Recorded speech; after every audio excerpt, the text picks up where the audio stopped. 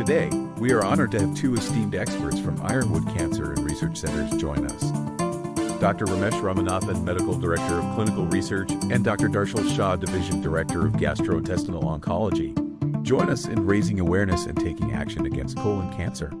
Hi, I'm Dr. Darshil Shah. I'm Division Director for Gastrointestinal Oncology at Ironwood Cancer Research Center. We are subspecializing on each tumor type. So for colorectal cancer, we really have a multidisciplinary group of individuals that work together as a team because every cancer is different, every treatment is unique. It's personalized medicine that we practice now with kind of biomarker-driven treatments. So we really have a group that focuses on the patient and their cancer, and also we have good supportive staff here, which includes genetic counseling, nutrition.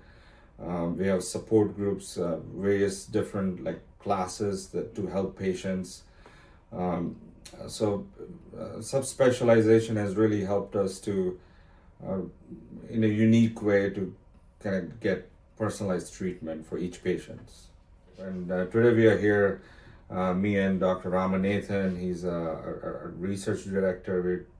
We're here to raise awareness during the colorectal cancer awareness month. Hello, I'm Dr. Ramesh Ramanathan. I'm the Medical Director for Clinical Research and the Clinical Trial Program at Ironwood Cancer. So we certainly want to encourage everyone, especially in Arizona, to undergo screening because the rates of screening are below the national average. Those who are at average risk, which means there's no family history or any known gene predisposition to developing colorectal cancer, should start at age 45.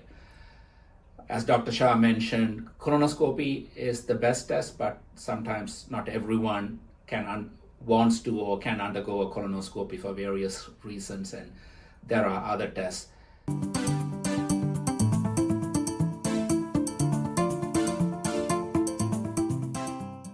A question we frequently get asked is, are there ways to prevent individuals' risk of getting colon and rectal cancer?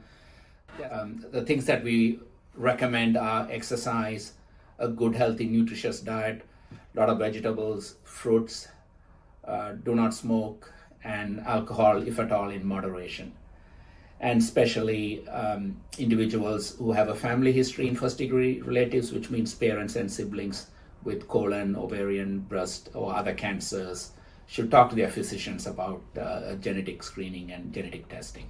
So the one question we get frequently asked is why the colorectal cancer incidence is increasing in younger population, and what can be done to prevent that from happening. So one component is genetic. If someone has family history of any cancer and first degree relative, they need to be vigilant and talk to their primary care providers. Let's say if you have a family member with colorectal cancer, then typically we recommend you start screening 10 years before they were diagnosed. So that's really important. The other component is environmental. It's globally, we think the gut microbes are changing because of the processed food and fast food. That definitely has a role to play. Obesity, tobacco, alcohol, they're known risk factors. Patients and families always ask us what is their treatment plan. It has to be individualized because it depends on the stage. Early stage is treated by surgery alone or sometimes with chemotherapy and radiation in addition to surgery. When cancer is not surgically operable, it's treated with chemotherapy and sometimes with radiation. So it certainly requires multidisciplinary collaboration with various medical specialties. And also, as Dr. Shah mentioned, it's also important to focus on symptom control, the diet, and in patients who have had surgery on the survivorship. Even patients who are in remission may have issues from treatment and anxiety, and we do have a survivorship clinic which has been very helpful. At Ironwood Cancer and Research Centers, clinical trials are a priority. patients have the opportunity to participate in clinical trials and have access to new drugs which may not be available for a number of years prior to FDA registration. So we do focus on colon cancer and other cancers, and there are a number of clinical trials which may be suitable for patients. But it's important that patients should talk to their physicians if a clinical trial is suitable for them. As Dr. Ramanathan was mentioning, we're able to participate in clinical trials.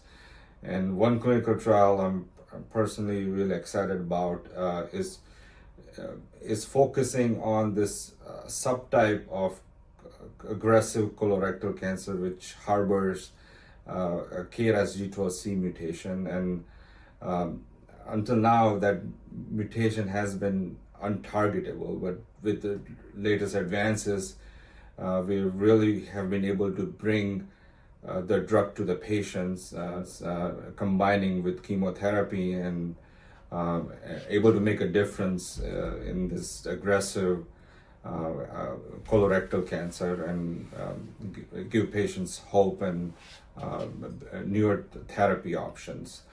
And our focus has been to have more biomarker-driven clinical trials in phase 3 or earlier setting at Ironwood.